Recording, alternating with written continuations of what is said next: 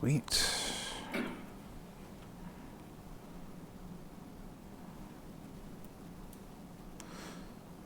Cool. Okay, so my name is Adam Wathan. I've come to the GPUG all the time and I've spoken a handful of times, so I'm sure a lot of you already know who I am.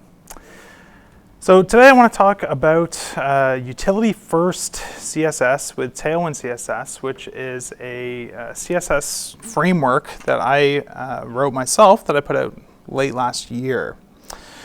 So maybe like before we get into anything at all, has anyone used like any atomic or functional CSS frameworks or libraries in the past, like tachyons or base CSS or atomic CSS or anything like that? No? Okay, so this will be all new stuff, which should be making it a little bit more interesting maybe. So say you had like a component like this that you were trying to implement, with HTML and CSS. If you were using like a BEM style approach or something similar, you might end up implementing it something like this, right? Where you have a bunch of different classes that are sort of named after the content. So it's like a profile card is the main wrapper. You have like a profile card header, the body section with like a user section, an avatar wrapper, a profile card avatar, all sorts of classes that are just kind of namespaced and scoped to this specific component. And you would then go and write CSS that sort of matches all these names and implements any of the styles that you actually need to make it look the way that you want to make it look.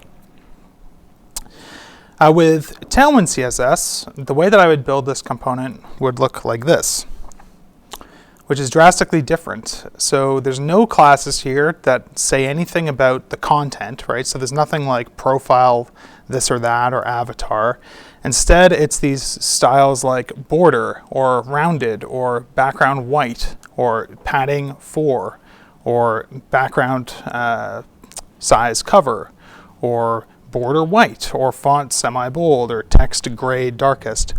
All sorts of like really sort of presentational, low-level classes that feel a lot like writing like inline styles basically directly on your stuff.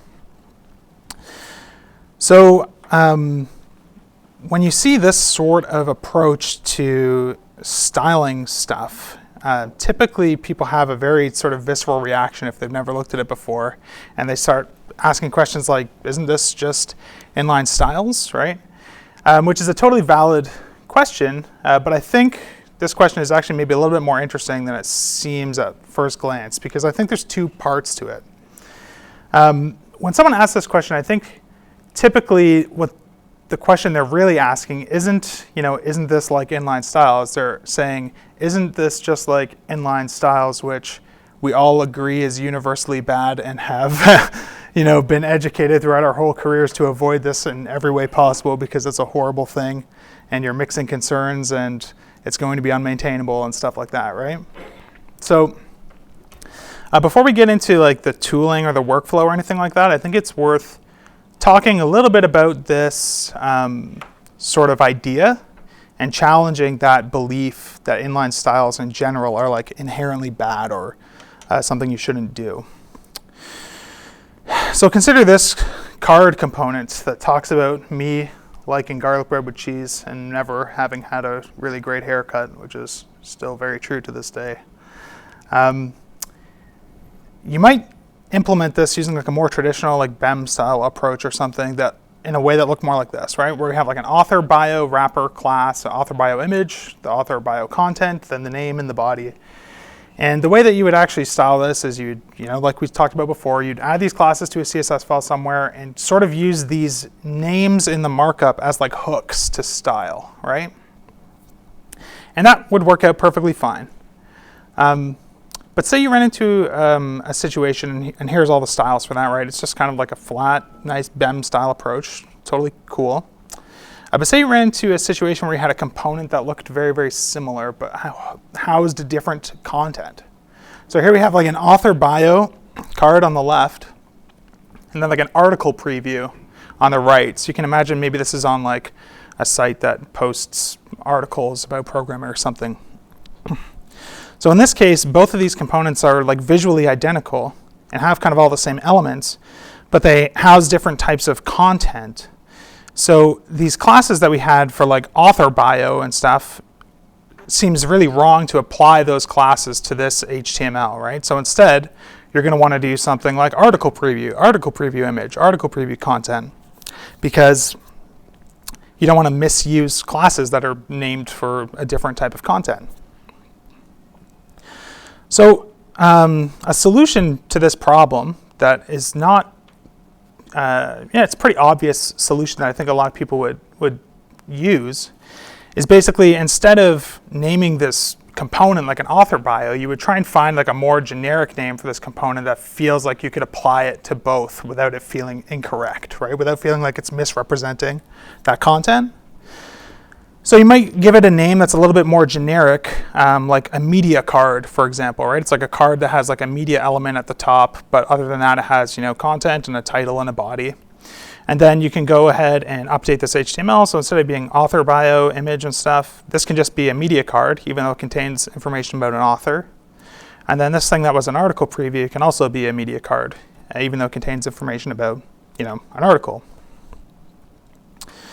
So the thing that I think is interesting here that is maybe not immediately obvious when you make this decision to sort of generalize this and come up with a different CSS component name, is that this media card class, this component, is actually a presentational class, right?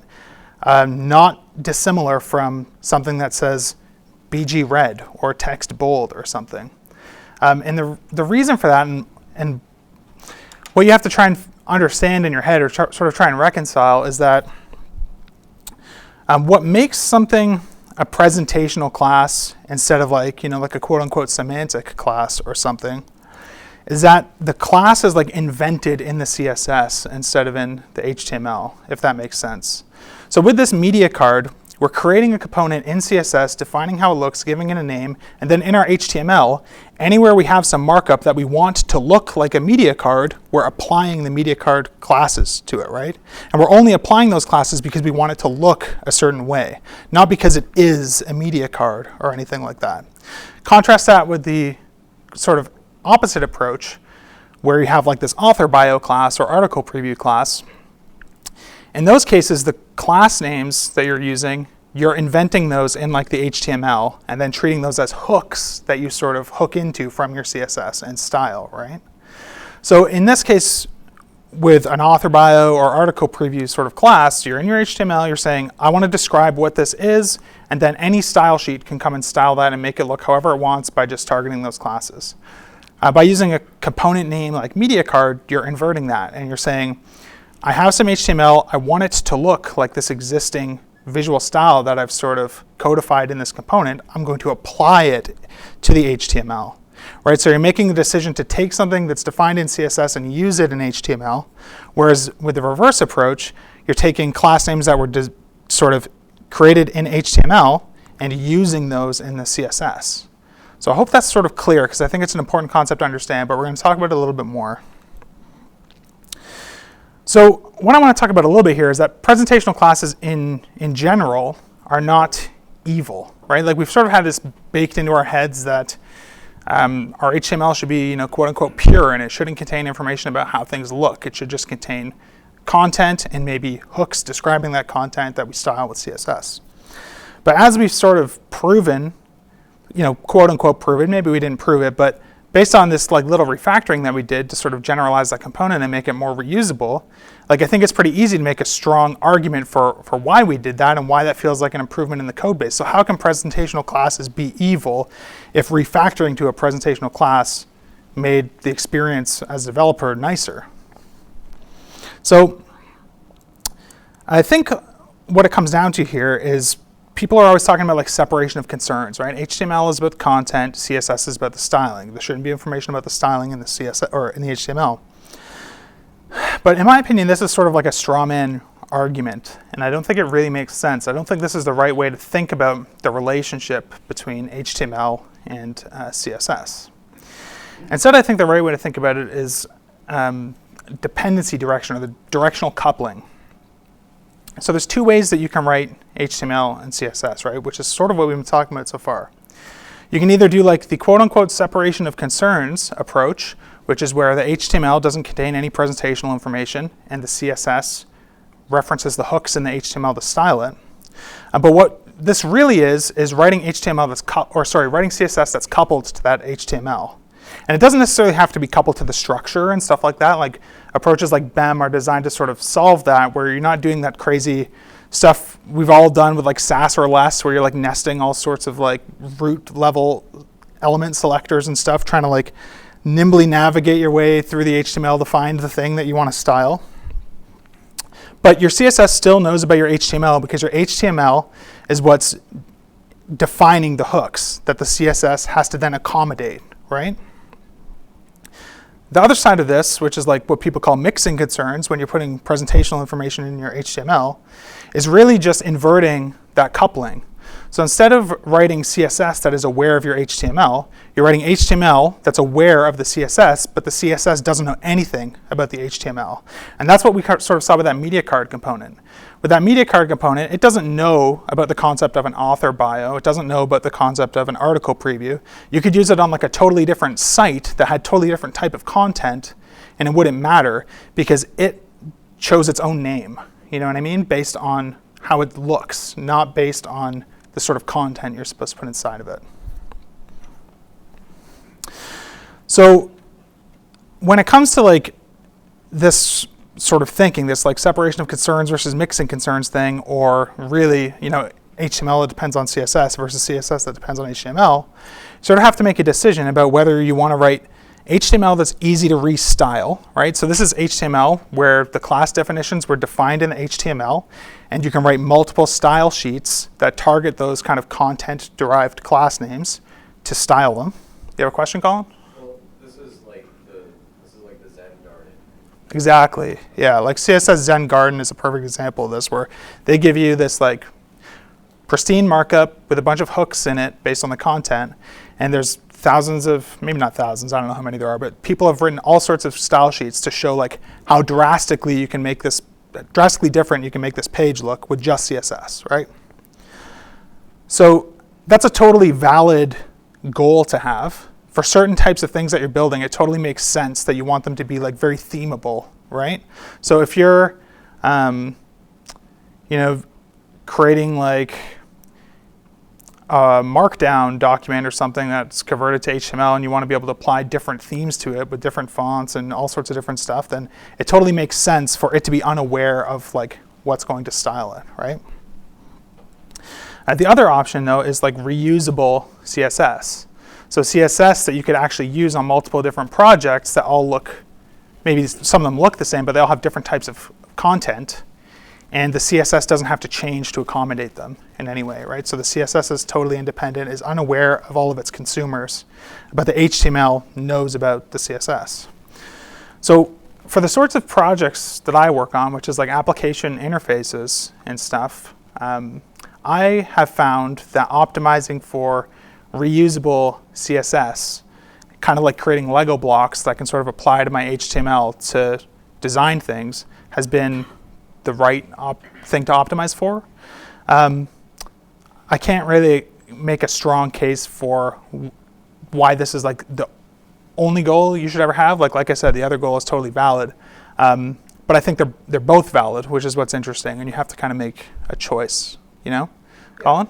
Like if I could just expand a little bit on that, I mean, like I'm thinking, like at first I was thinking when we're making a choice, like basically the idea is to pick whichever one is like the least bad. And what I wasn't considering there was like the least bad for the concerns that you've got, right? Mm-hmm. So like if we're thinking about like option one, where you have the like this not reusable CSS, but the Restylable HTML. Like that might be useful if like your product is like a CMS or something like that, and then you release that to people and other people build themes around that. Totally. Right? But if you're like a development shop building out like a whole bunch of applications or something like that, right? You want to have a set of CSS that your entire development crew is used to using. Sure. Right? Exactly. So going with reusable CSS there makes a better choice for you. Yeah. So it's like, who's going to be consuming Yeah. And every single CSS framework that exists is optimizing for reusable CSS, right? Otherwise, it couldn't be a CSS framework. Yeah. So like Bootstrap is a perfect example of a tool that's designed to know nothing about how you're going to use it. It just provides a bunch of things like here's columns, here's buttons, here's form controls. Mix and match them to create the interface for the context that you need. But it is independent from how it gets used, right? So yeah, like what I've found in my experience is that for my own projects, the approach that's been most helpful is to sort of write my CSS as if it's library CSS, like as if I'm building a framework that doesn't know anything about my HTML. I think like one of the problems with this whole separation of concerns mindset and everything sort of around this is like HTML is like given a lot of respect, but CSS is given none. Like everyone wants their HTML to be pure and clean, but no one gives a shit about if their CSS is pure or clean. Like your CSS is riddled with knowledge about your project and your markup and stuff, but no one seems to consider that as being a negative thing or a potential problem, right? So I think it's important to address that, and that both of them are equally important. Sorry, what was your question? Just a comment. I think that that one of the reasons people were trying to avoid using the option number one is that when you have these reusable blocks, right, and if you were just generating HTML, you would have to make changes in multiple places to get the same effect. But if you're doing it out of programming, right, your program is generating a component.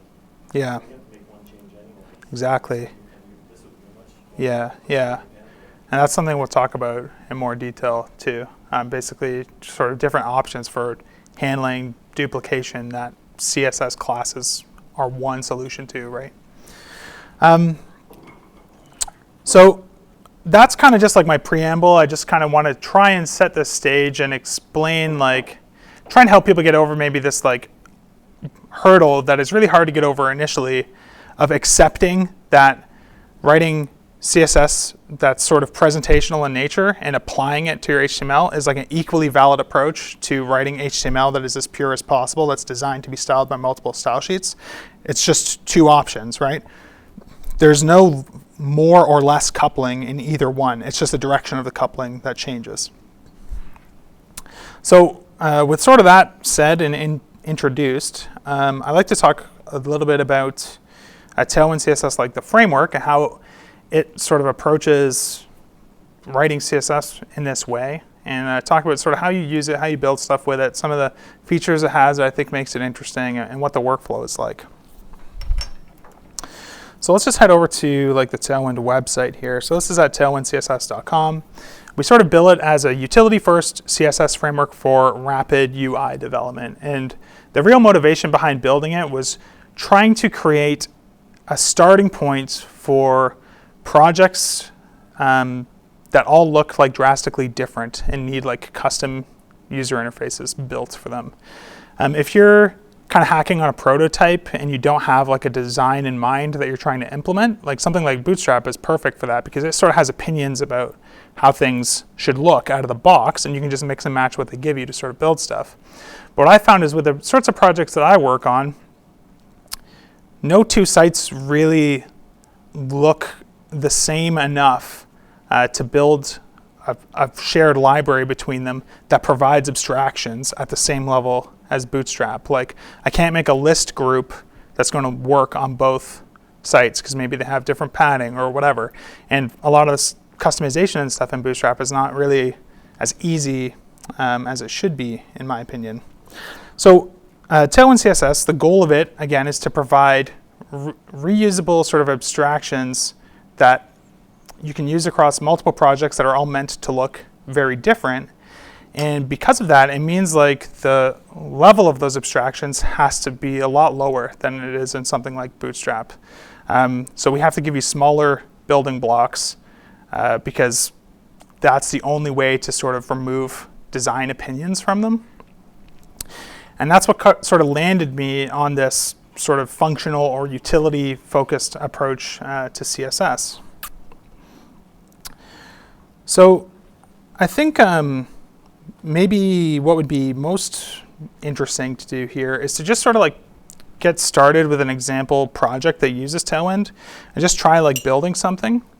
And if anyone has questions or comments or anything along the way, like definitely stop me and let me know.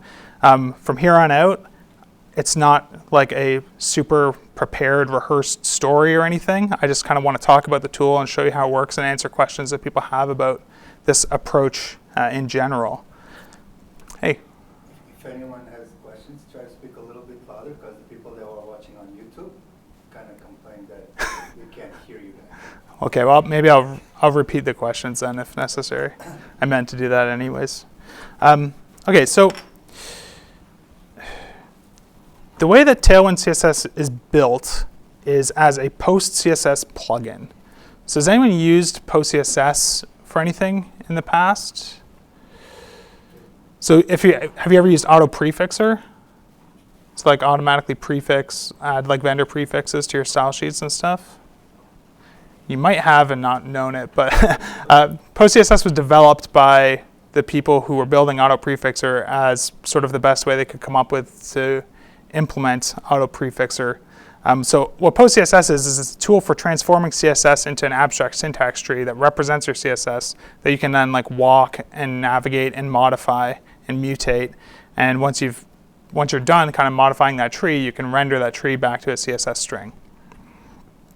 So originally we wrote Tailwind CSS as like a less-based framework and ran into all sorts of like limitations with some of the stuff that we wanted to do, and then started playing around with post CSS and sort of twisted and abused it in like the most ridiculous ways that it was never intended to be used, and ended up with a really flexible framework that was easy for us to write and easy to maintain, because the way that you actually work with post CSS is in JavaScript.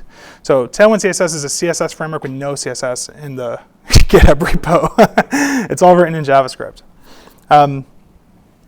So we have instructions for kind of installing it in a bunch of different ways, but sort of the easiest way to get started is to pull down this like Webpack Starter Kit, which just kind of gives you like a little bit of configuration so you can sort of compile your Tailwind stuff easily and sort of mess around with it.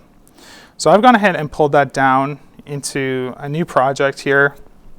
And it gives us just like a basic HTML file where we can start screwing around, and sets up a Webpack config that we don't have to know anything about, because in like a real PHP project, for example, you're going to have your own crazy Webpack configuration that does your JavaScript and all sorts of other stuff if you're using this tool. But it's just the nicest way to get kind of like file system watching and stuff going. So it gives you like a post-CSS config file. And the way that post-CSS works is you write these post-CSS plugins and you kind of register those with post-CSS, and it kind of runs those plugins in sequence. So you can think of them as sort of like little like transformations that happen in this like pipeline of transforming your CSS. So the way that you actually use Tailwind is you pull it in with like npm or yarn, right? So just npm install Tailwind CSS, adds that as a JavaScript dependency to your project. However you have post CSS set up, you just go to wherever your plugins are registered, and you just pull it in and invoke it, and that's going to add that plugin. Now the way that you actually kind of get it to do anything is you have to add some of these like hooks to your CSS file. So what Tailwind does is it registers, that's not the right way to say it, but it basically looks for these custom @ rules in your CSS. So like a media query is an @ rule, for example, that you've seen a million times.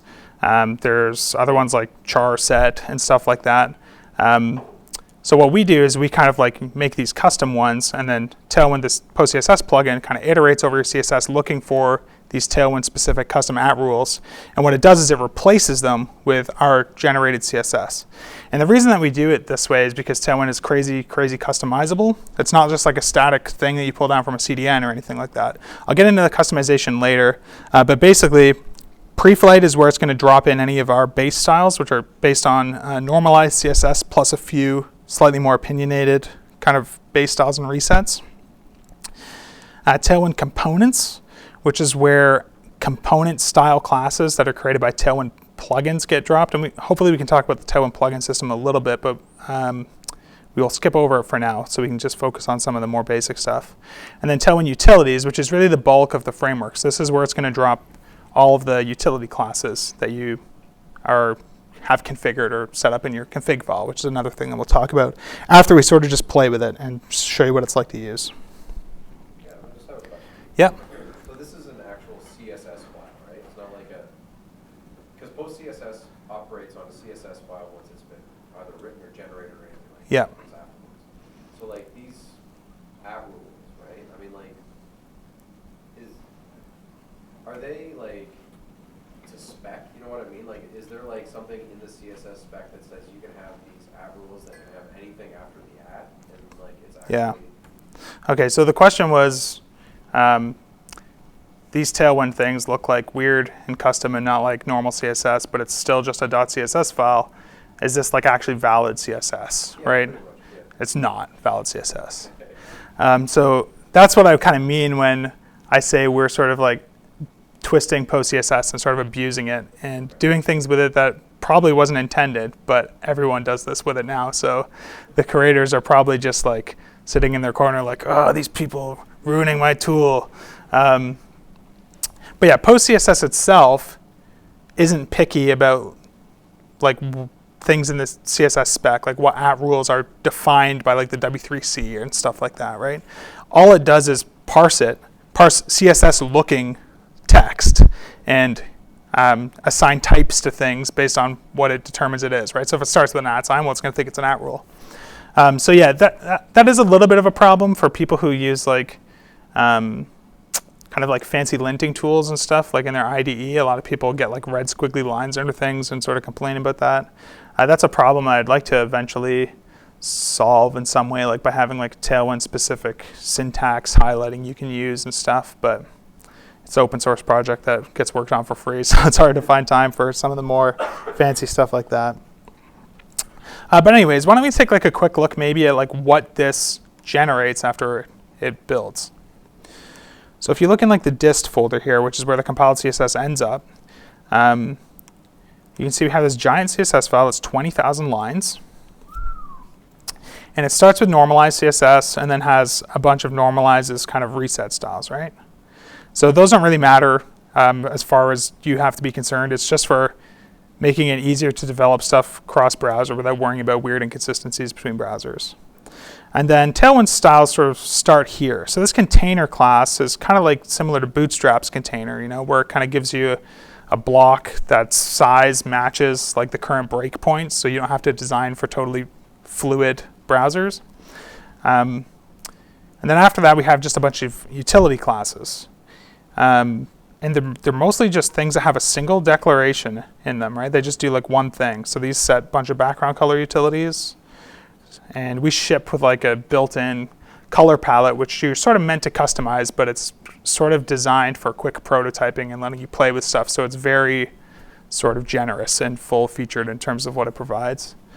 We have some weird stuff here that might look weird to you, like escaped characters in CSS class names and stuff.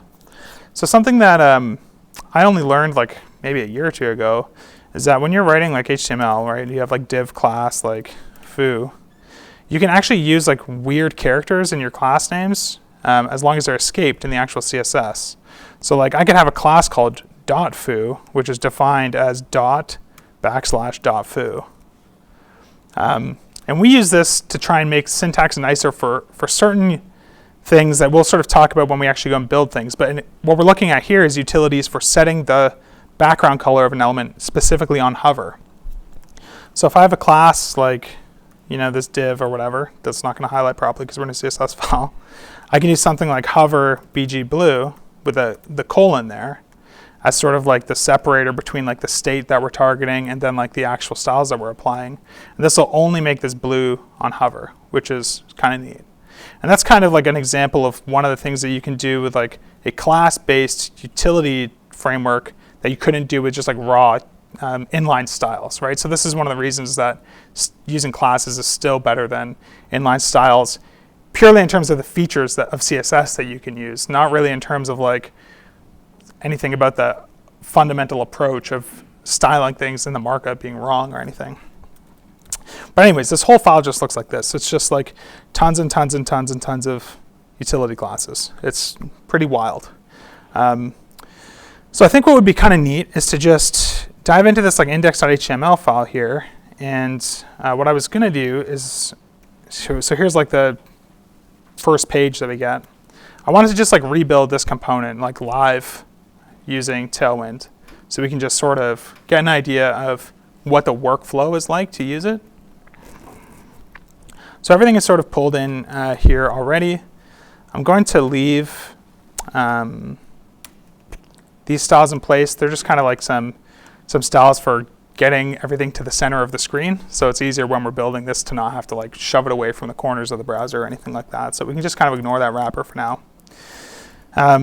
Okay, so we have this like card looking thing, right? So it looks like we've got like a div on the outside with some rounded corners and like a big shadow behind it. So the way that we would write that in CSS is, or with Tailwind, is we have a div, we add a class to it, and we just start basically trying to apply this design. So it needs to have rounded corners. So there's a couple different classes that we provide out of the box, but they're customizable, and we can talk about that later. But basically, rounded is going to apply like the default border radius that you have configured for rounded corners. But there's also like rounded MD for slightly rounder corners, or rounded LG for even bigger corners. So in this case, this looks like a pretty wide border radius, so we'll try rounded LG. And why don't we just go and like refresh the page, and we'll see like there should be basically nothing here, right? Because we can't see it. But if we go and like check out, we can see there's a div here with a rounded LG, and we can see that it has a border radius of 0.5 rem applied from that class that we got from Tailwind. So let's add that shadow to it. So box shadows are applied sort of the same way. So we just drop on a shadow. There's different sizes of shadows. So there's like small, medium, large, and you could also remove a shadow if it's already there. In this case, it's like a pretty aggressive shadow. So let's just try like shadow large. If we go back and refresh this now, it's there, but we can't see it because it has no height. So the next thing is there's like some padding, right? Like if you look around the edges here, there's like a gap between the content and the actual edges. So it looks like there's a little bit more on the left and not so much on the top. So there's wider horizontal padding and sort of like thinner vertical padding. So we can add padding to this by just saying, so padding and margin are things that you add really, really commonly. So we made the class names really terse. So if you want to add padding to the whole element, you just do p dash, then like the size that you want. And the size is defined as part of like a scale that you sort of define yourself, but we ship a default one, of course. So it's a proportional scale. So P8 is going to be twice as much padding as P4. The underlying values in this case, 4 is 1 rem, which is 16 pixels by default in the browser. If you just want to apply horizontal padding, it's PX4, right? Because it's the x-axis. PY4 for the vertical axis, or PT4 for just the top, PB4 for just the bottom, and of course it's going to be 2, 1, 6, whatever.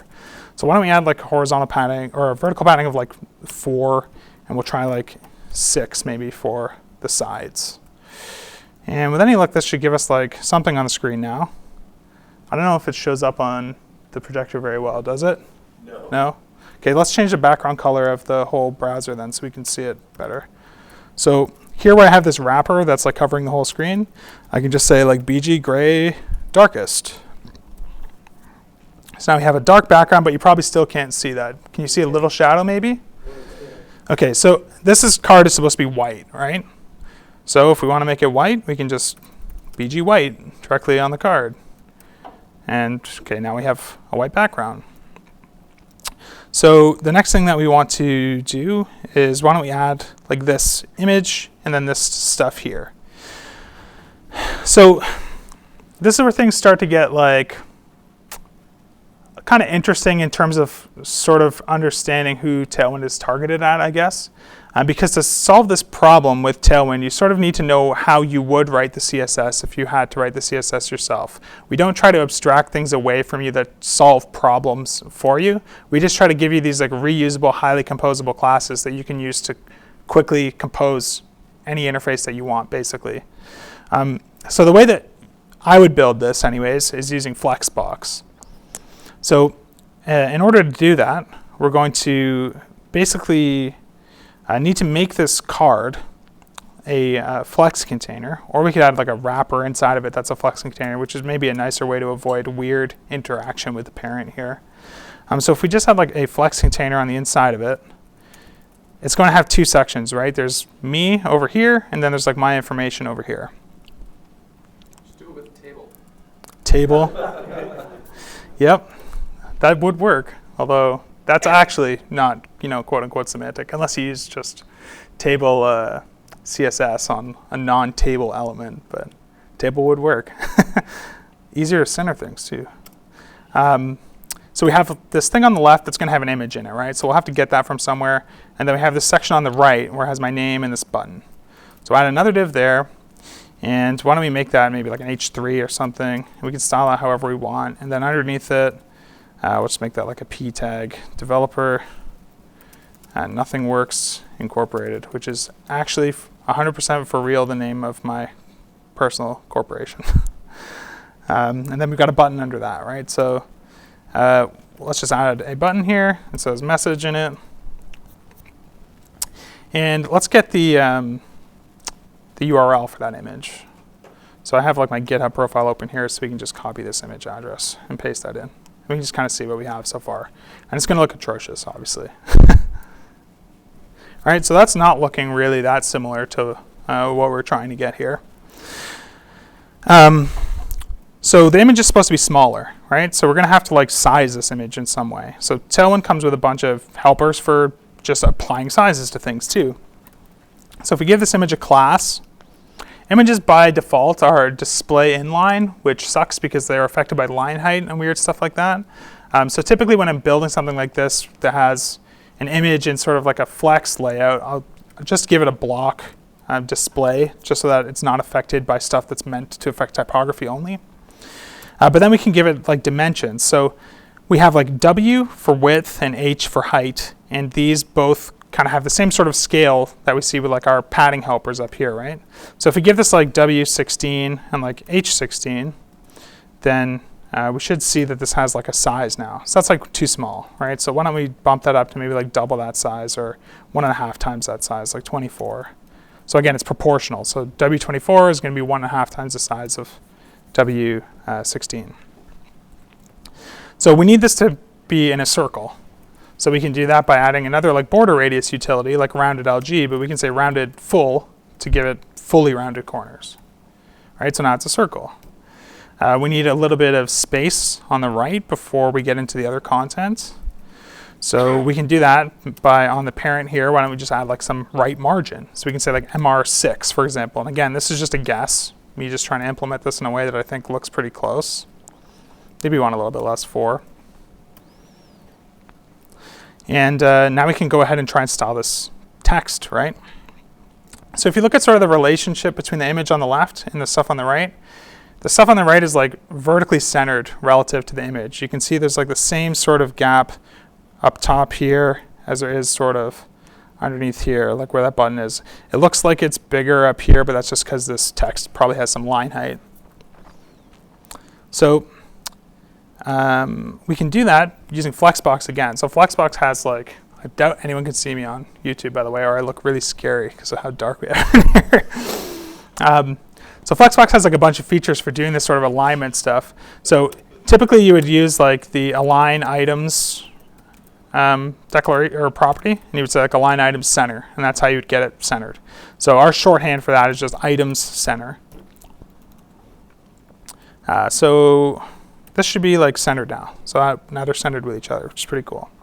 So we can go ahead and try and style this text. So it looks like this kind of title text needs to be a little bit bigger than it is. So right now, by default, everything is going to be like the base text size. We can make that like text large to make it a little bit bigger, text extra large to make it a little bit bigger than that. So let's just see what that gives us with extra large maybe. So that's not looking too bad. We could probably go even bigger than that.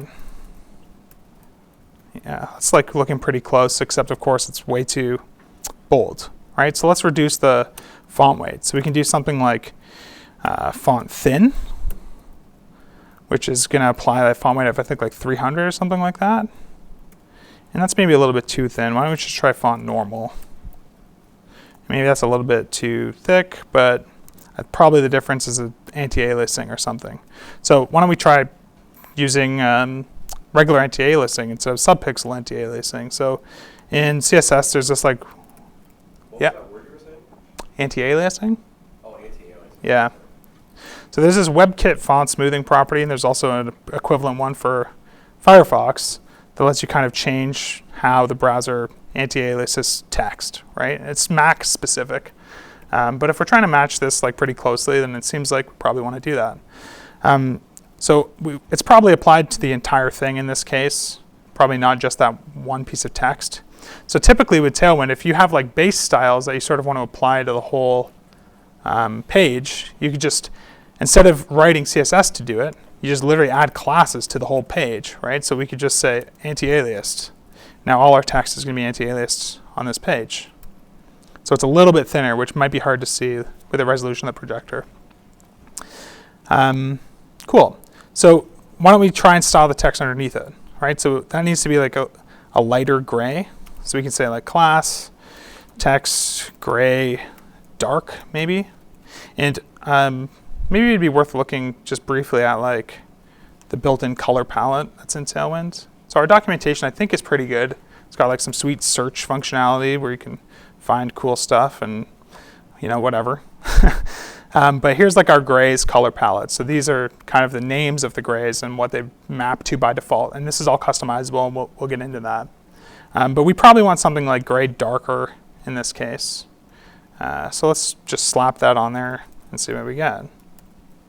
Right, so that's like looking pretty close. Maybe we could just go with gray dark. Yeah, that's probably right.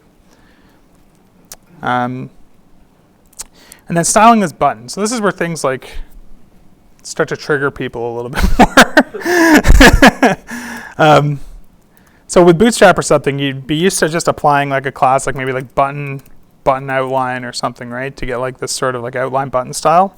But Tailwind doesn't provide any like component style classes like that. We really are focused on highly like composable utility classes. So to build a button from scratch on a brand new project, we are going to do it with utilities. So we're going to say text purple dark is probably the color. And if we go and look at like our color palette here, it's probably this color, I think. It might be the middle one, but we can just kind of see. And from there, we can just kind of head over here and refresh. And okay, we got purple text, but we need like a border on it too, right? So we can just say border to add a border. If we go and check, by default it's like a gray border, and it's just square and looks horrible, and maybe you can't even see it at all. Let's see. If I blow it up, can you see it? Yeah, you can kind of see it like when I highlight everything, but it's there. So border adds a border, and all really it's doing is setting the border width to have an actual value instead of 0. And we could say border purple dark to match the color of the text. And now we have a dark purple border. And I think that's too dark, so let's just go with border purple. All right, and you can't even tell the difference, so that's fine. So this needs some padding too, right? So maybe we'll add like horizontal padding of 4 and like a vertical padding of 2 or something. And now we've got like a button-ish looking thing there. And this needs to have like fully rounded corners. If we remember here, it's like a pill sort of shape, right? So there we got that. Now this doesn't look quite right. It looks like this text is actually smaller. So why don't we just go ahead and make this small text instead of what it was before. And it looks like the vertical padding is maybe too much too. So let's drop that down to like 1. And that's starting to look like similar. There's a few subtle differences, but that's not too bad. There's some spacing between like this text and this button. So we can do that by adding like a bottom margin here. So underneath this p tag, why don't we just say that there's like MB4 or something. So now there's a little bit of space. And that's like not too dissimilar. This is wider, but we can work on that. We want this button to have like some sort of hover styling or something, right? Typically with these outline buttons, you hover them, they go like full purple with like white text. So like why don't we go and implement that so you can see what that looks like. So what we can do is we can just say on hover, give it a background of purple, And also on hover, give it white text. So now we have like hover states and stuff working. So that's like pretty close, right?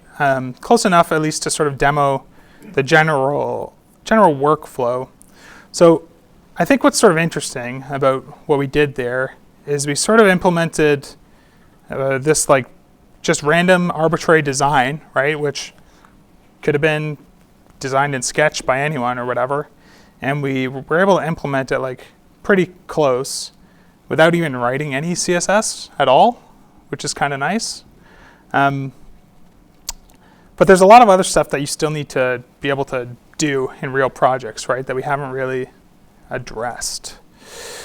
So maybe before we move on to like some of the other interesting things about like the tool and like the workflow, does anyone have questions or comments or anything? Paul? Sure. So, I mean, I have a designer at my company, and she made a great style guide for me. And we have 3 kinds of buttons. We have button primary, secondary, and tertiary. Yep. That's super awesome because it means that all of our buttons look the same. Yep. And I can't screw that up because I only need to add like 1 class. Totally. And before we had that, and I would just go and I copy things from other places, I would copy some of the CSS classes over and not all of them because I'm not very good at my job. And then like there wasn't a consistent style, and it seems like with this, because you needed 8 classes for that button, that it's going to be harder to enforce that consistency around the site. Got it. So the question was, when you're building things like buttons that you're going to use a million times on a site, and it takes you like 11 classes to do it, seems like it's easy to have 2 buttons that were meant to look the same, but have some slight difference in them because you made some small change to the classes that you were using, right? And it's a little harder to sort of enforce that consistency. So this is totally a real problem and totally something that we set out to solve too with this framework. So Tailwind has this feature, this other custom at rule called @apply that lets you build your own classes out of utility classes. So I'll show you what it looks like. So say in our styles.css file here, if I want to add like a custom component class here, say I wanted to add like this button outline purple class or whatever, right? And we'll talk a little bit more about this, but typically you wouldn't want to do this all in one class if you really wanted things to be sort of composable and reusable. But say we wanted to create a button outline purple class, so you could easily do this without having to try and make sure that you're copying and pasting the right stuff every time, right? All you need to do is head over to your CSS, copy the class list, right, @apply, paste in the class list. If you have any weird things like hover states, right now we don't have the ability to intelligently apply these, so you have to apply these manually to the hover version of your class. But basically I can just cut those now, and then I can say like button outline purple on hover, and now there's these 2 other classes we want to apply, right, which is not hover BG purple and hover text white anymore, it's just text white and BG purple. So this should compile now, and if we head over to the compiled CSS, you'll see there's like a button outline purple that has all those styles. So now I could just replace that with button outline purple in this HTML and refresh, and it's done. So this was like a feature that was really important to me when building this tool, because like that's a problem that I think all the other utility CSS frameworks I've worked with have like had. They don't have a good story for when you sort of want to like pour cement on like a pattern of utilities and make it easy to reuse. So this feature exists like solely for this reason, and making it easy to sort of extract components as they sort of prove that they deserve to be extracted.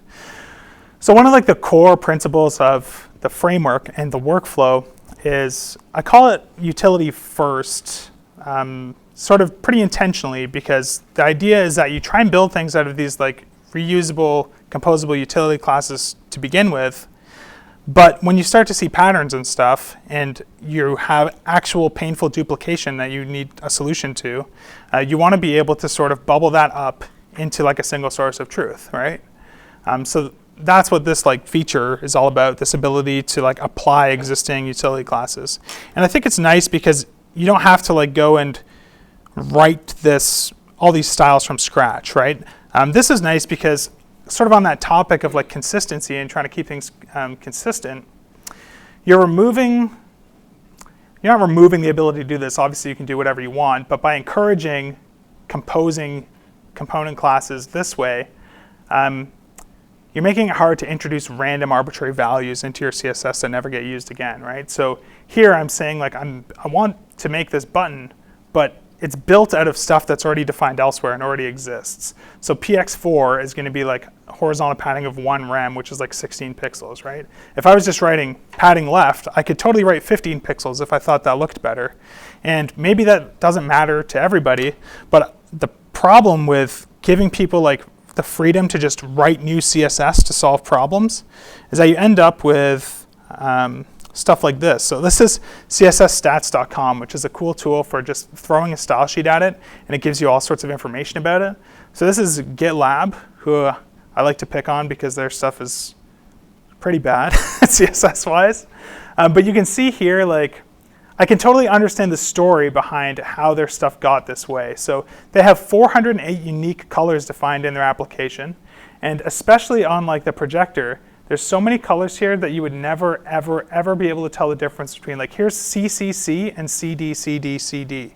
Like I promise you, like I would bet 5 figures that one of these values came into existence from someone in SAS doing like lighten whatever 0.1 or something, trying to do clever stuff with like color functions, thinking that, oh, I'm keeping it relative, I'm lightening it 10%, but what you're actually doing is introducing a new magic random value into your CSS and into your color palette.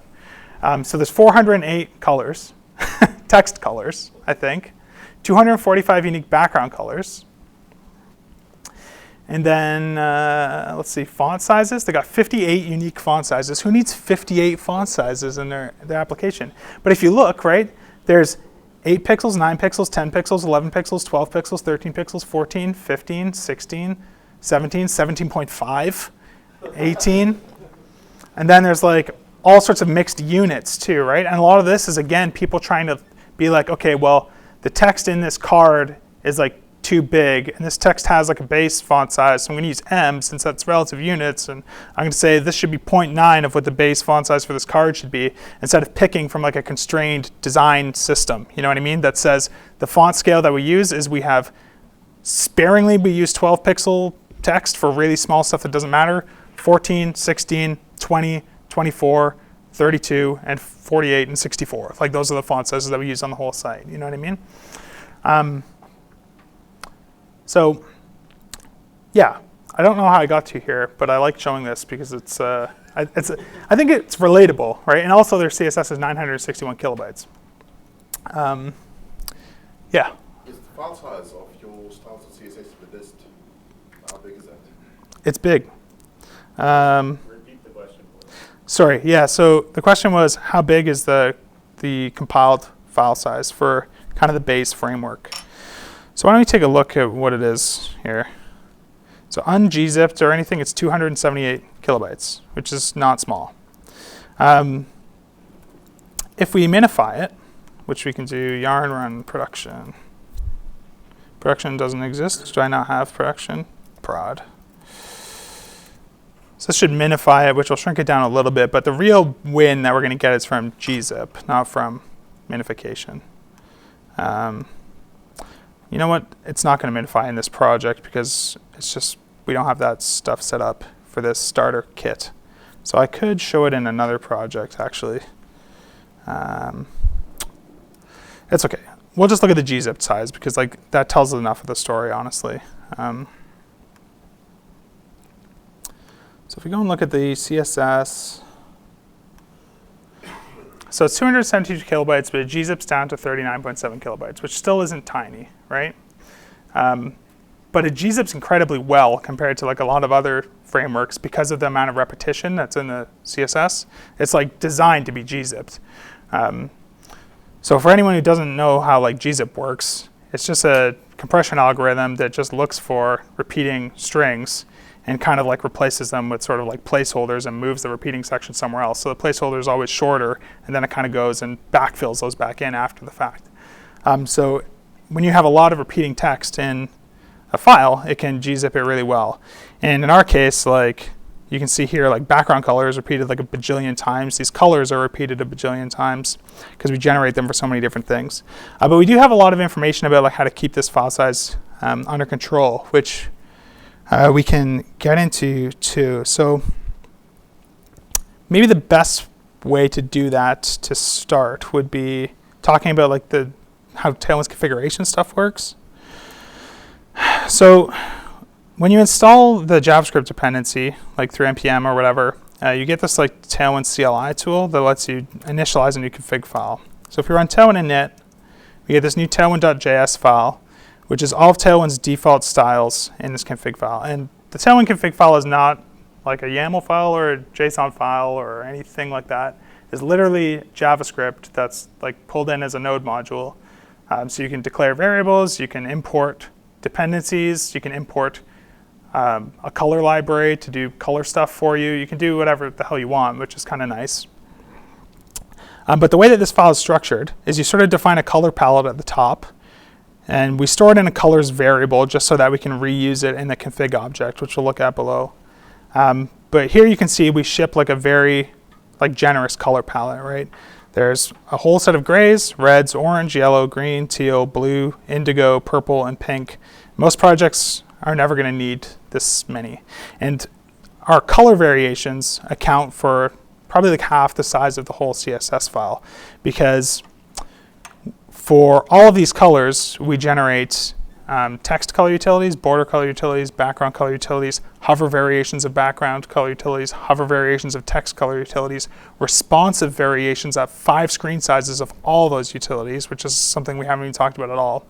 But if you remove like half the colors, which any real project is going to need half or fewer than these, then you're going to cut the size of your CSS down like massively already. But the config file, you kind of specify the whole color palette here so that you have access to it in your CSS, which is, there's so many friggin' features in this thing that's hard to figure out the right order to explain everything in. But you can see here, Tailwind, just like we have like custom at rules, we also create like custom CSS functions that you can use in your CSS. So here I can actually reference the config file if I wanted to. So I could say like text color, and then I could say config, and then I can use dot notation to get like colors.red, and that'll pull that, that value from the config file, which can be handy in certain cases. Typically you're building stuff this way, but sometimes maybe you need to use a color in like a box shadow declaration or something, and then it's helpful to be able to access it that way. But anyways, at the top of the file you define like your breakpoints. So we haven't even really talked about how responsive stuff works in Tailwind, but maybe that's what we'll get into directly after we go through kind of how the config file works.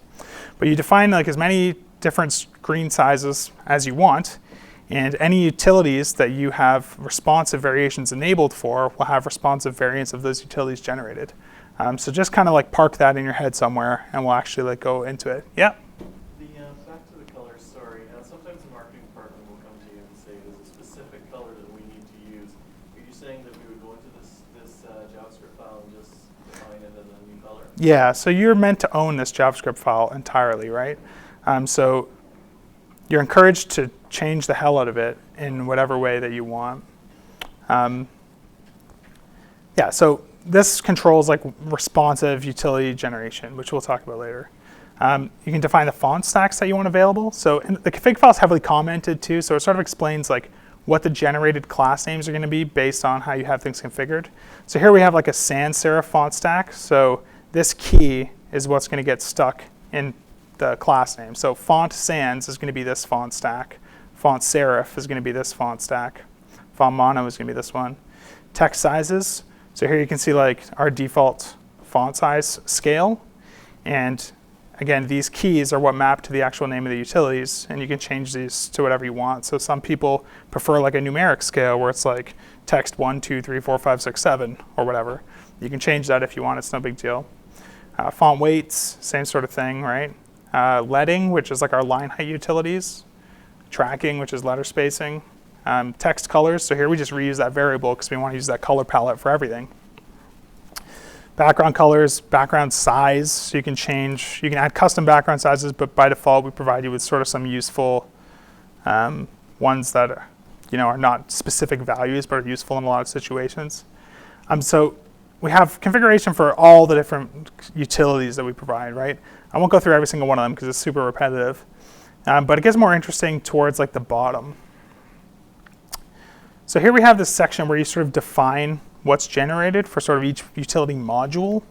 So you can see by default, everything gets like responsive variations generated, but certain things like background colors, border colors, font weights, and text color, I think, also get hover variations generated. So you remember when I was showing like the hover colon whatever stuff, that's whether those classes exist or not is basically controlled by this file.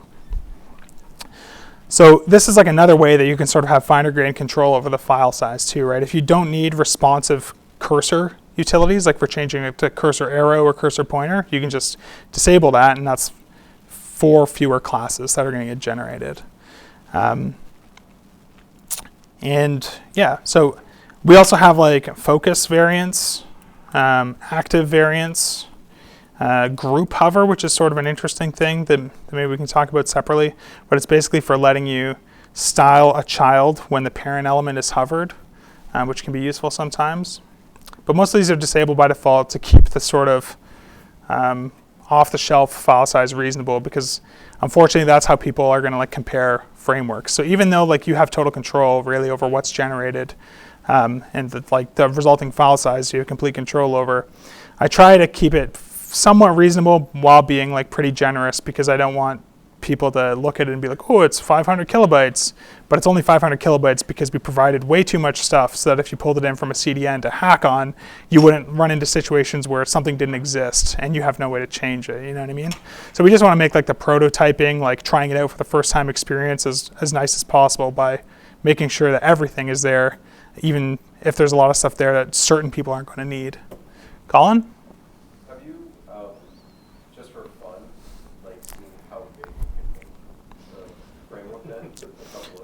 Yeah, do you want to see? We can do it right now.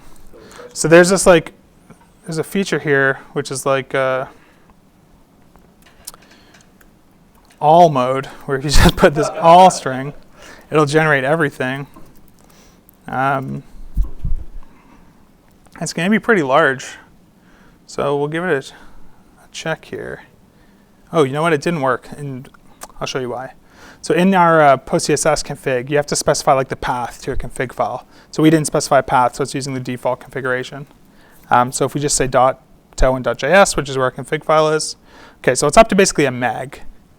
And it's 59,000 lines of CSS. So things can get like pretty out of control. But you can see like the difference that it makes to go and use like 1 fewer breakpoint. For example, if your site only needs 3 breakpoints instead of 4, then we're going to go from 54,000 lines or 59,000 lines of CSS down to 47,000 lines, right? So that's like 12,000 lines of CSS deleted just because we used 1 fewer breakpoint.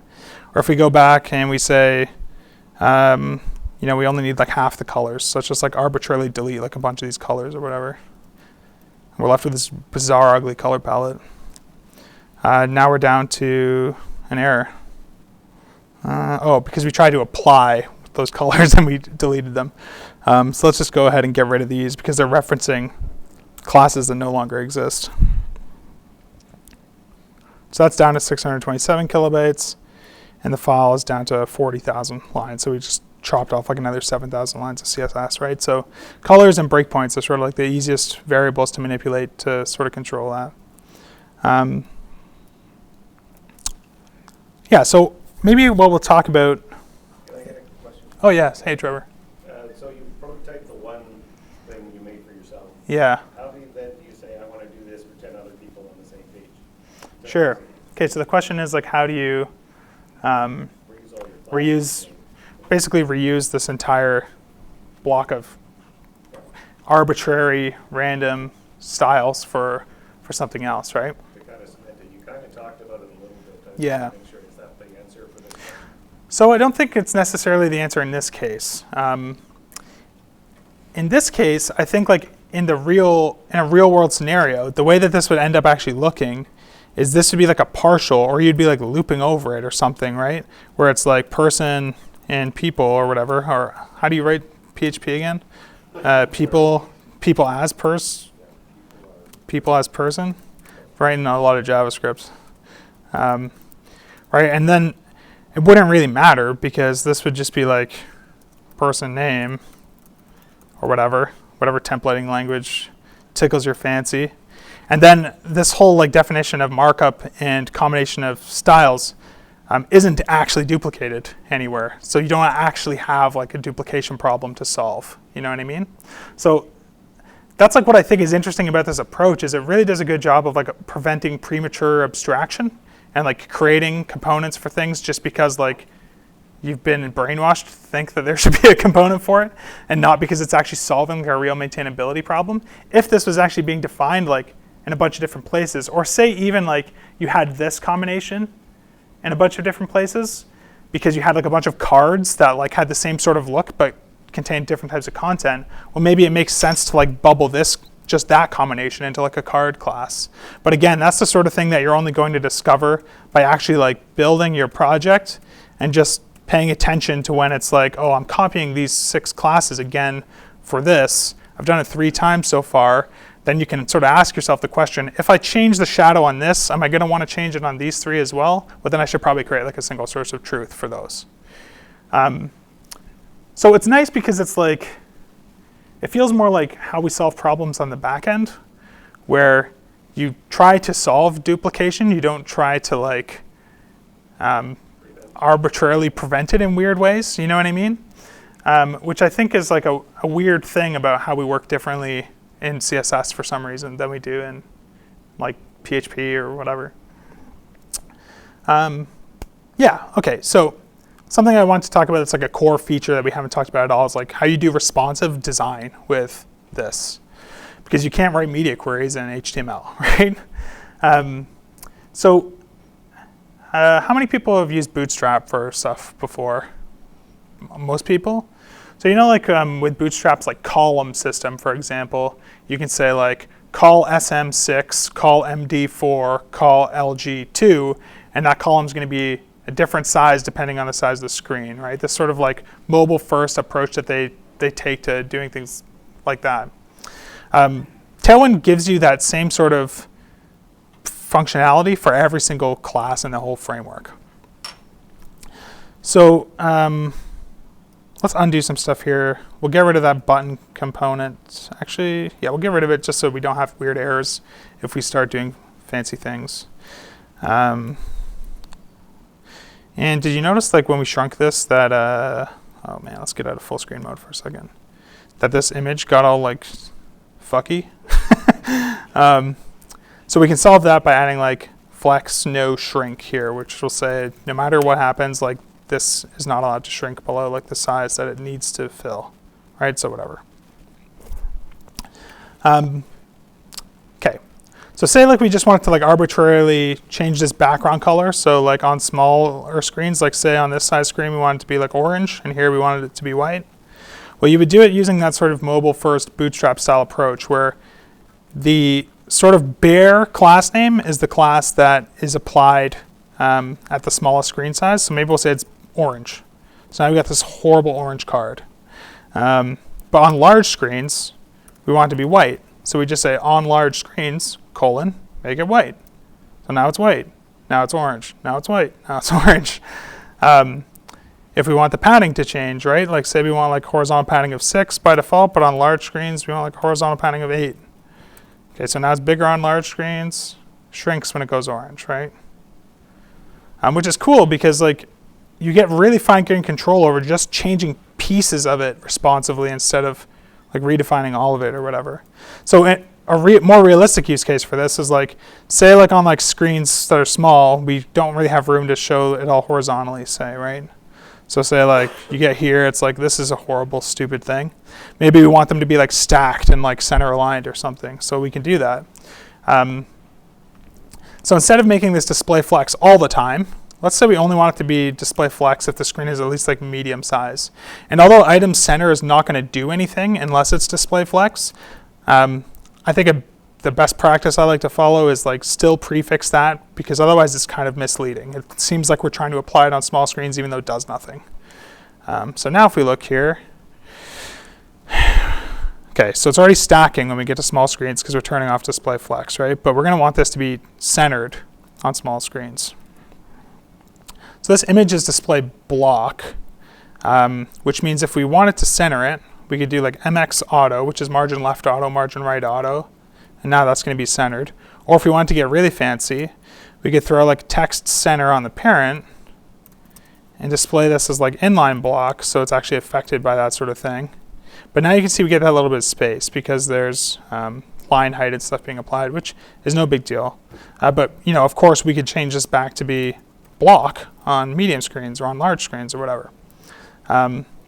Let's go with the auto margin approach, right? So now we want to center this text too. So this actually doesn't matter when we get to large screens. That MX auto isn't going to do anything, right? Because there's no room anymore, so that's fine. So say we want to center this text on small screens. So this wrapper where all that text is, we can just like apply text center here by default, and that's going to get centered. But now on large screens, it's going to be centered too, which we don't want. So we could just say, okay, well on medium screens and above, we want that to go back to text left. So now it's back to text left. And on small screens, maybe we want like some bottom margin under that image, right? So why don't we just go and say like we want like an MB4 here. And now we've got like a little bit of space there. And also you see this image isn't centered, it's got like this right margin. So let's make sure that we actually only apply that right margin when we're on medium screens or higher. So now that right margin will go away, but when we get bigger, it's still there. So we have that bottom margin, but that's still there on big screens, and it's causing the uneven padding at the bottom compared to the top now. So we can get rid of that by just saying on medium screens, we want the bottom margin to be 0. We can just override that. And now it shrinks back down, and now we have like this fully responsive card. And we didn't have to write any CSS or write any media queries, which is pretty cool.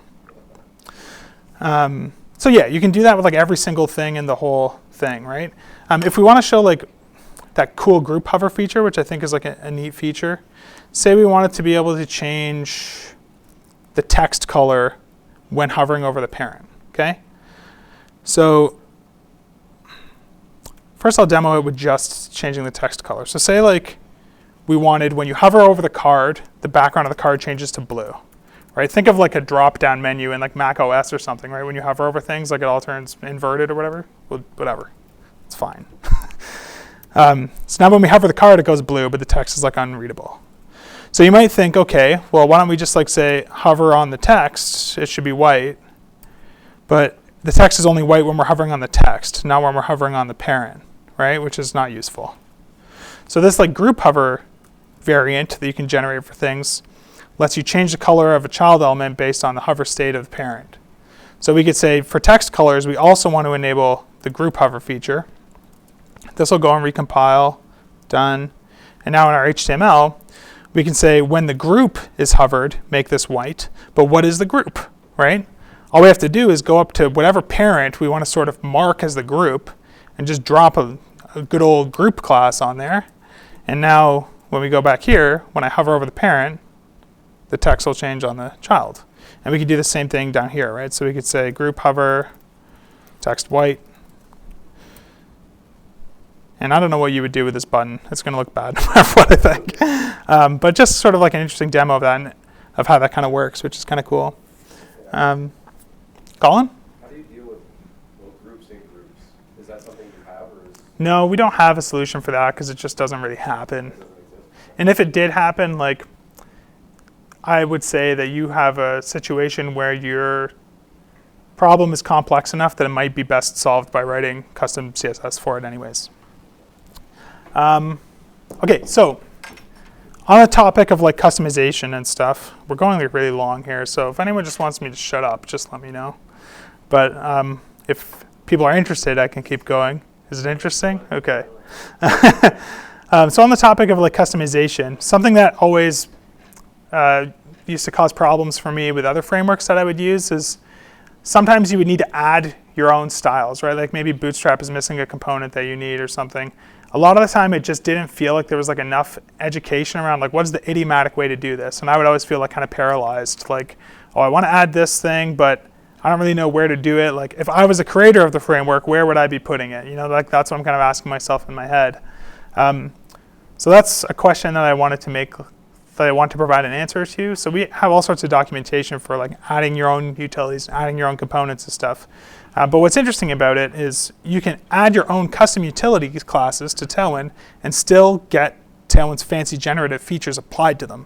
So say like Tailwind doesn't ship with object fit utilities, right? Which is like a fancy modern CSS feature for changing how images scale to fill their parent container or something like that.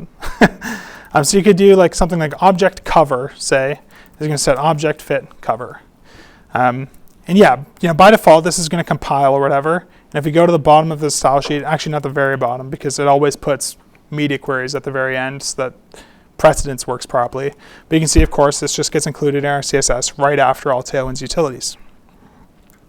But if we look for object fit, you'll see it only appears at one time, right? So we don't have responsive versions, we don't have hover versions, whatever. If we wanted to have responsive versions, all we have to do is @responsive, wrap the whole thing, let it build again. And now when we do a search for object fit, there's the regular object cover. There's also one for small screens, one for medium screens, large screens, and extra large screens. If I wanted to apply hover variants, I could sort of graduate from this responsive shortcut to just the general variance helper, which lets you define all the variants you want to generate. And I could say I want hover variants, focus, active, responsive, and group hover. And we just go ahead and let that build. And then we look for object fit. And now there's like a million different weird random things that you would never actually do with this CSS feature. But yeah, so you aren't really like handcuffed in the sense that if Tailwind doesn't provide something, like you can still add your own stuff and still have it kind of get the same sort of powerful functionality that stuff that is baked into the framework would get.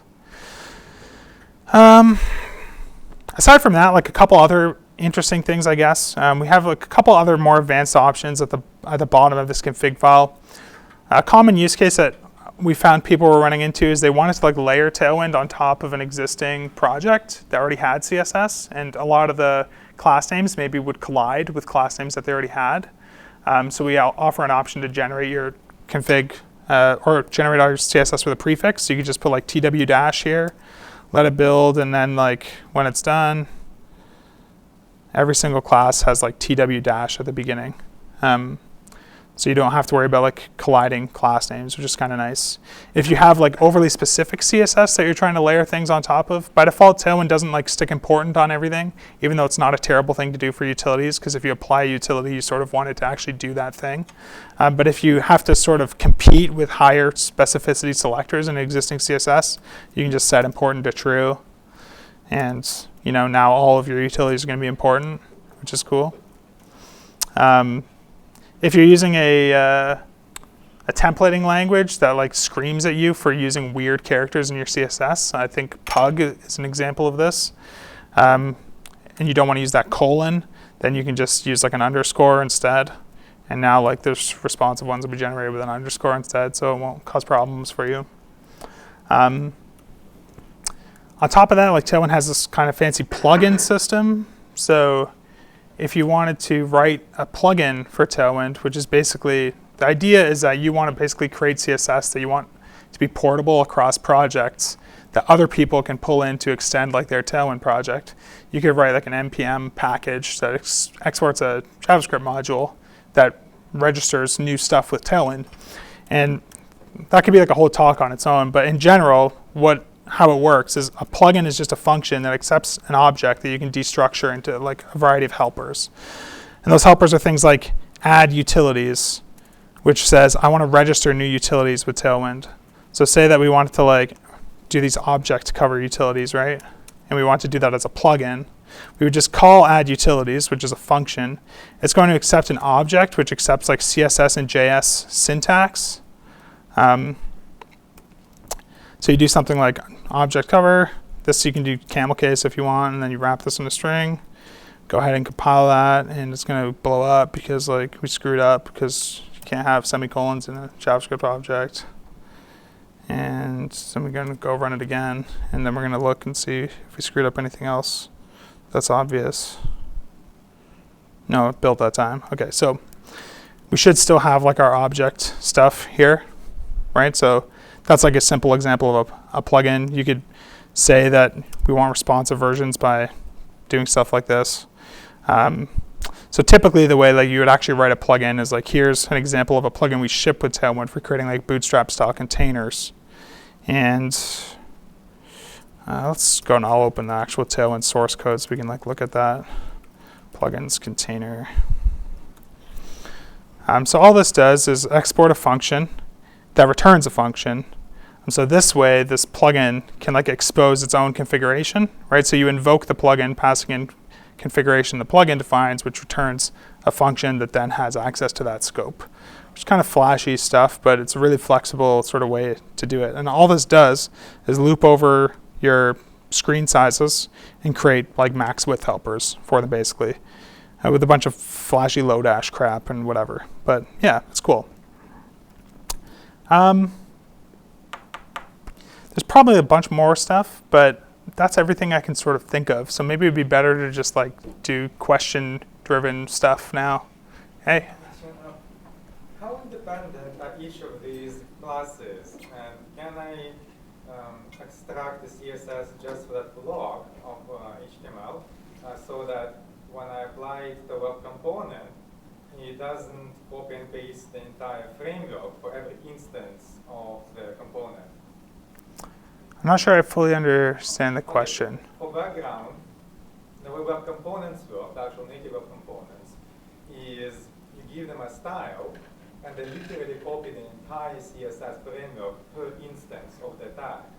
So if I have this, and it's 20,000 lines, I think it was, that means 20,000 lines in yeah. tree per instance of that HTML tag. But then if the question then is, are these individual classes independent enough where I can take a snapshot of a tag and use that without the entire framework? Yes. The only like weird dependency that exists in the whole, sorry, I'll repeat the question. Basically the question is like, are the utility classes like standalone in the sense that if I copied just the styles for the utilities that I'm using to a new project, is it going to look the same? Basically, is the question, right? Not a new project, a new tag. Within the same project, right?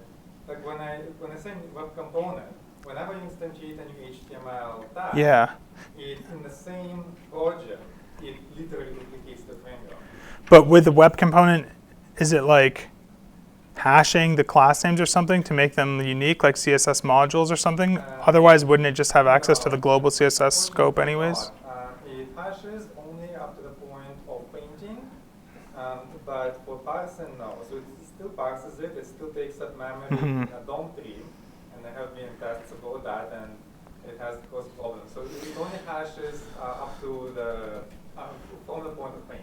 Yeah, I'm not fully sure. I guess I don't know enough about like how web component stuff works to answer for sure. I can say like the classes are independent in the sense that they don't like rely on other global styles. The only exception to that is like our border utilities, which was like an annoying problem that we had to solve related to basically the browser's default for all elements that don't have a border is they have a 1-pixel border with the border style set to none, which is fine, but in our situation, we wanted to be able to enable a border by just adding a border width and not having to define a border style. So part of our reset sort of inverts that. So any element that doesn't have a default border has border width 0, but border style solid, so that if you set the width, then a solid border is going to appear. But you can easily work around that by just making sure that you actually add the utility for the border style too, right? So here where we have like this button and we're saying it's border purple, there's sort of an implicit border solid on there, but if we add that, it's gonna look exactly the same. But by default, it inherits that from sort of our base styles, so it's not totally necessary. But that's sort of like the most I think I can answer to that. Colin? Yeah, so this kind of goes back to what you were saying, is like, if I was to make a change to the framework, if I was to add something to it, how would the creator do it? Yeah. So when you showed us the example of when you made like the purple button class, right? Yeah. And that was just applying all of the Tailwind classes. Yep. I was thinking like, if there's some other CSS that I need to add to that, for some reason, right? Maybe Tailwind doesn't cover these attributes or whatever they are. Yep. Selectors, right? Is that the right? Doesn't matter. And I throw them in there, and then you showed us how we could like actually add like other things to Tailwind so they act like Tailwind. Yeah. So if I wanted to do that, would I go through the process of adding that like Tailwind-esque selector to Tailwind and then adding it to the add apply rule? You could do either or. If you are never going to need to apply that as a utility class, then you don't have to do it. But add apply is like smart enough to include your own CSS as well. So if you had custom CSS like foo, color, whatever, and I have like button add apply dot foo, and the dot here is optional, but depends. If certain syntax highlighting things will highlight it better if it has a dot prefix. But this, will compile totally fine. And if we go and look at like dot button, it gets color whatever mixed in from foo. So even though foo is not like defined by Tailwind, it still will search for it in your own custom defined CSS. So that does work if you want to do it that way. Or you can just like write regular CSS too. Like typically when I'm building things like this, it's not uncommon to run into situations where I have to write a couple lines of like random CSS that's not related to, like that can't really be derived from a utility, at least not from a useful utility. But yeah, like I still write a little bit of CSS, but it's not very much. I wonder if I can show like let's see. I built a site this week with Tailwind, and we can kind of look at like what I actually had to do for the actual thing. That was not part of the default stuff. So I have like a Tailwind config here. I commented at all the default colors, and instead all I did was keep the grayscale. I just needed a green, a couple blues, the Twitter color. I think I added some more padding values and stuff like that, but other than that, that's about it. And then the actual CSS file that I have, I defined some of my own base styles. So this is kind of doing like responsive like typography, where I'm setting like the root font size of the project to be smaller on smaller screens and larger on larger screens. And because everything in Tailwind by default, although you can of course change this, is defined in rem units, then everything will scale based on the root font size, which is nice. I'll show you the actual site. It's like this course site coming soon thing I made yesterday. So like when you get to smaller screens, the font size changes in some cases because I'm applying a different utility, but also just the root font size changes in general. So it's easier to kind of read on an iPhone without having to have tons of different stuff. So it sort of like automatically scales it. Other than that, it's just like the root styles, some components. Here I have like this markdown content class basically, because this page is generated from markdown, so I can't actually like apply my own classes easily to all this stuff. So instead, this is just like an opinionated kind of content wrapper that's saying when you get like unstyle or no class, just regular document HTML, and it's inside this wrapper, this is how you should style it to look nice-ish. So here's like an example of where I wouldn't use a utility, right? This is like specific styles for kind of building this like custom list item icon. Other than that, I have some utilities, and then I have some custom utilities for responsive background positioning, which was just so that at the bottom here I could sort of change like this image of me, so you can see it sort of jumps over to the right in some cases, so that it doesn't get pushed all the way off screen.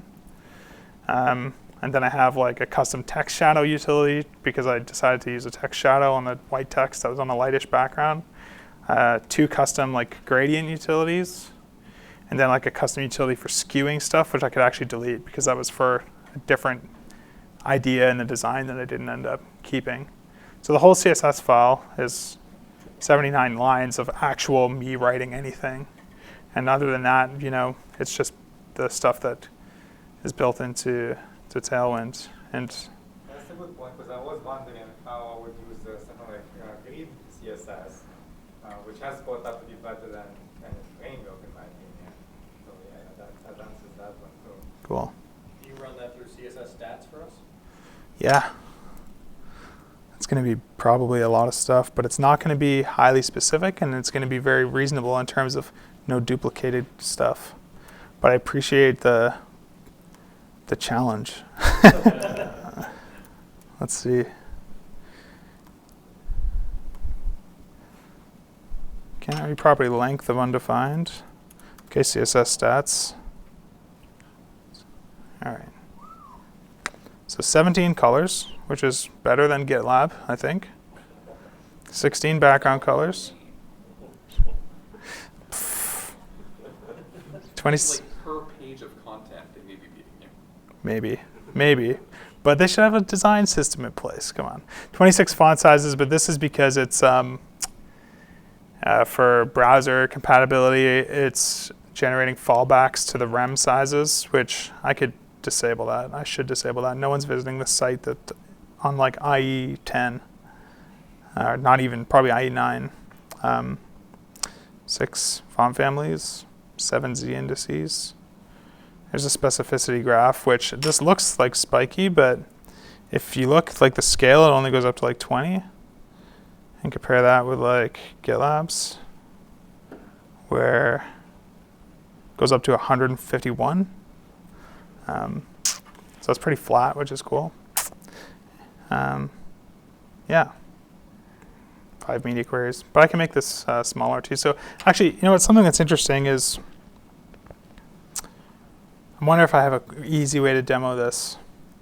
So there's this really cool tool called Purge CSS, which is for removing unused CSS, which is perfect to combine with a framework like this that's designed out of the box to give you more CSS than you need, because the whole point is to prevent you from writing CSS, right?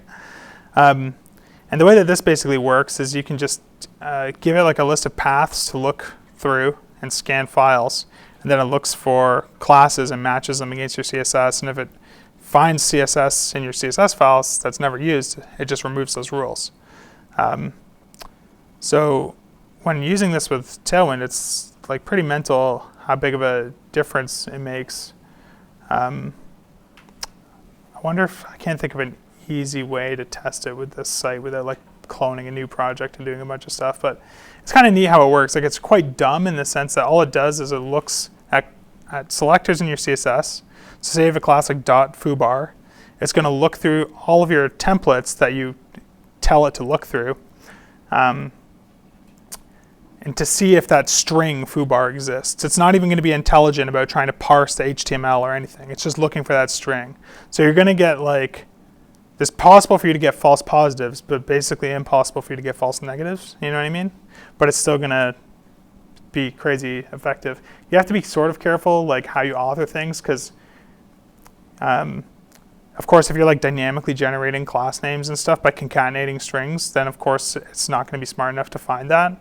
But once you like have the right mental model of like what it's actually doing, then it's easy to sort of author things in like a Purge CSS friendly way, which can totally be worth it, because you can, it's basically impossible to generate like a Tailwind file for a real project that's more than like 8 kilobytes gzipped and purged, which is pretty cool. So is the idea then that you binge on Tailwind and then purge with this. Yeah, basically. Yeah. So like Jonathan Rennick, right? He worked up with me on the framework a lot, and he's using it on a SaaS app that he just did a redesign for. And he has that modules all thing enabled. Like, he doesn't give a shit. And he has way more colors and way more breakpoints and everything. His unminified, like unpurged CSS is like, I think it's like 6 or 7 megabytes. And it's like hundreds of thousands of lines of CSS. It's like out of control. It blows my mind that when you refresh the page, everything is styled. Like, whoever wrote these like CSS, like parsing and applying algorithms in the browser is like very smart. Because like these files, you can't even like open them in like Atom or VS Code, but the browser can like actually parse and apply them in like milliseconds. But anyways, when he pushes to production with Purge CSS, his whole CSS is like 6.2 kilobytes instead of like 7 megabytes, which is kind of neat. Yeah. Do you just lock in on a version of Tailwind, or like for future releases, is there any considerations for how to apply it? Yep. So right now it's pre 1.0, but I still try to be like pretty good about making it like semver-ish, in the sense that technically below 1.0, like there is no rules, but I try to only do breaking changes in like minor releases until we get to 1.0, and then patch releases are new features or fixes. But I try to provide like a thorough upgrade guide for every breaking release. So like when 0.5 came out, like there's a whole table of contents with a list of all the new features, all the breaking changes. Breaking changes includes like the impact, like how many people it's likely to affect, and the effort to fix it. So I try to be pretty good about making sure that the upgrade path is very clear. Any other questions or anything? Cool. Well, it's been like an hour and a half, so I think that's fine. But yeah. Cool. So I'm going to stop this video then. And